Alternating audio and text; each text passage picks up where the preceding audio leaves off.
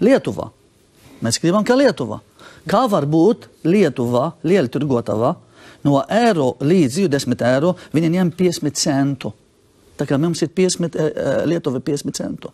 Kā viņam sanāk, kā viņi var izdzīvot? Bet kāds ir Lietuvā maksimālais lieltirgotos uzcenojums fiksētais?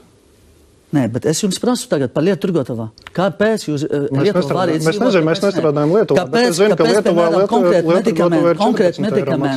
medikamenti, kurš maksā Lietuvā un Igaunijā 18 vai 17 eiro, pie mums Latvijā ir 33 eiro.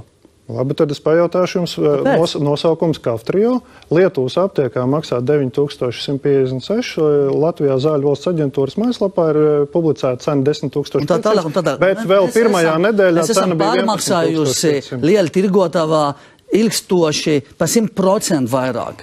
Aptiekā neko nepelnīja salīdzinot ar lielu tirgotavā. Piedodiet.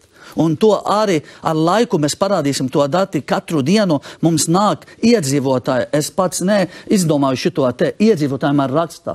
Un starpība ir liela. Dombarkungu, no 39 uz 26,99. Un tā arī ir Lietuvas cena apmēram no 32 uz 17, no 100 uz 75, no 17 uz 12, no 28 uz 18. Kur tā nauda bija vispirms? Kur mēs maksājam agrāk? Es saprotu, ka jūs pats atbildējāt tikko. Jūs sakat, ka tā nauda bija lieltirgotava. Protams. Es skatījos gada pārskatus lieltirgotavu, teiksim, lielāko 10 es paņēmu. Tur tā peļņas procents 3-4%. Ja tas ir, Kā kuram?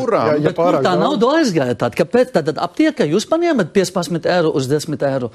Ja ražotāja cena, es tagad, kā ministri, pēdējā 2 nedēļas sēžu un rēķinu. Ja ražota cena ir 11 eiro deklarēta, un aptiekā ir jābūt tagad 50 centu jums, eiro 20 aptiekā, vēl arī 75 farmacēt, tad ir jābūt 15, piemēram, kopumā. Kāpēc viņš bija 33? Nu, kāpēc?